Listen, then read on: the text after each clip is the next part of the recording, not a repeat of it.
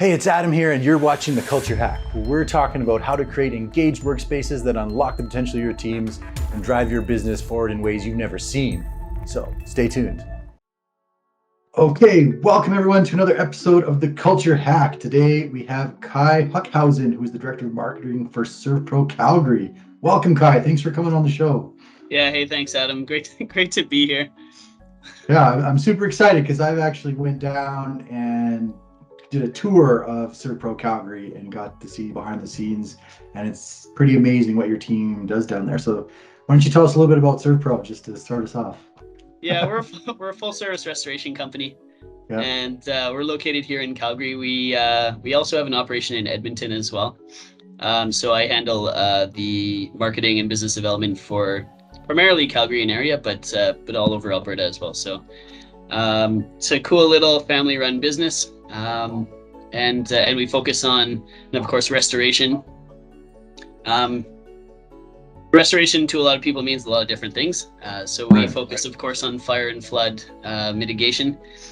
We also have a full service construction wing as well. So doing any rebuilds for commercial and for residential properties. So we, being a small business, we're, you have to wear a lot of hats. And so it's kind of neat because I'm obviously the sales guy, but I'm also I'm in the health and safety committee, and I also, of course, kind of fall into sort of that. I don't want to call it HR, but it's it's that person's side to the cultural side of the business. Well, and that's I think that versatility is very attractive to a lot of people. I get to come. I don't just have to do this job description. Maybe I have multiple things that I can do or take care of. But what I think is really cool about you guys is when everyone else is running this direction, you guys are running, that direction. Once it's safe to help restore people's buildings, people's businesses, all those types of things. And that includes some of the big fires we've had here in Alberta. So how do you guys as a team kind of take all that? You see all those terrible things, people kind of lost everything, and then remain positive. Yeah, it's interesting because just in our line of work, we're of course never a call that anyone really wants to make. We're there to help, but it's not no one's dreaming about calling the restoration company. The renovation company, absolutely. Yeah. And we do renovations as well, but I mean, for the most part, we're there cleaning up water or sewer backups and that kind of thing in people's time of need. And so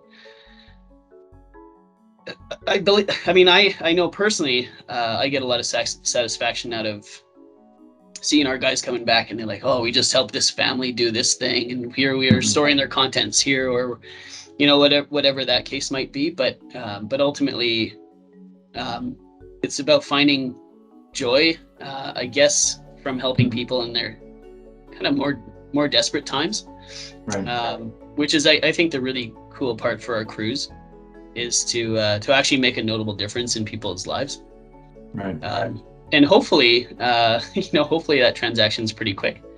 But sometimes, we'll have some rebuilds that go on for a few weeks or a couple months, and so our green vans will be part of everyone's life for right. And they're very recognizable on the street. Yeah, exactly. Well, and that's pretty neat, right? Feeling like you make a difference, being part of something larger than yourself, and the nature of your guys' work is that happens very organically, right? Yeah, totally. As an organization, as you guys are growing, like, do you perceive any obstacles to, maintaining that high level of joy and engagement in what people are doing?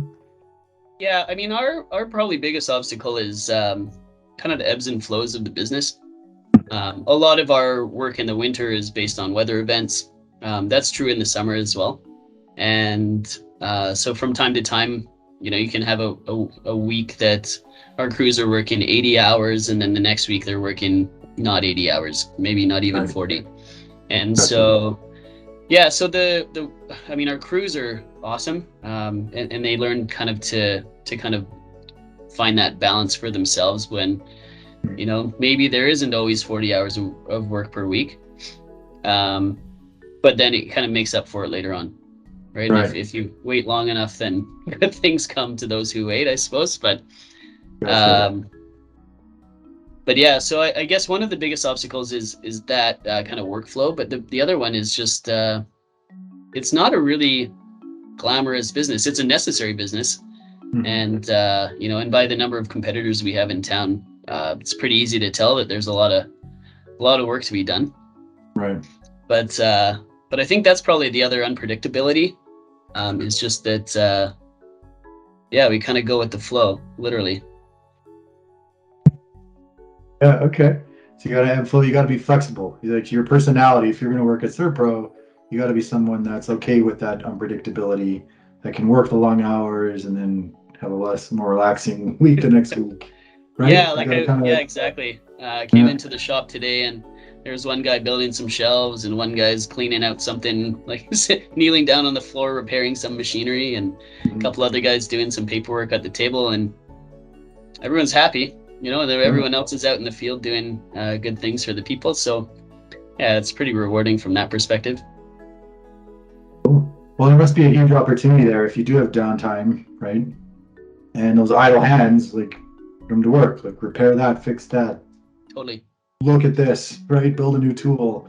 And the tools could be software related or, actual tools or whatever. So, going forward, like, for the next year or so, do you have any kind of plans or ideas on how to foster that type of innovation? I mean, I've seen it firsthand at your shop, but. Yeah, we kind of went through I should say we're still kind of going through a bit of a transition culturally anyway. We have a new leadership team in place. And so it's pretty interesting to see some of the changes that kind of came right away, and maybe even some of the optimism that came right away. And then, the little things are kind of chipping away. One of the interesting things we've done recently is even we changed some of the titles that exist, and not that the job functions are drastically different, but for example, we've started calling our project admin people. I actually just said what they're called now. They're project administrators rather than project manager assistants.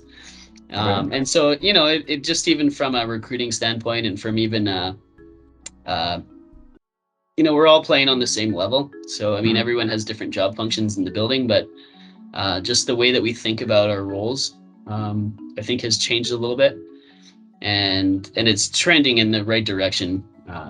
Another thing that we've done for our crews is that we have minimum hours. So not that you have to work any minimum hours, because again, like our workflows are based on demand. But we've committed to our teams that, hey, you know what? If you don't have enough field work, we'll always top you up to a certain level every week. And so that kind of ensures a minimum wage I guess a minimum wage if they want to do that, or if they want to just take the afternoon off, then if there's no work in the field, leave your phone on, have a great afternoon. And so far that's been pretty it's been pretty motivating to see, and it's cool to see people around the shop too. Kind of feels a little more like a team instead of everyone being out of the building all the time.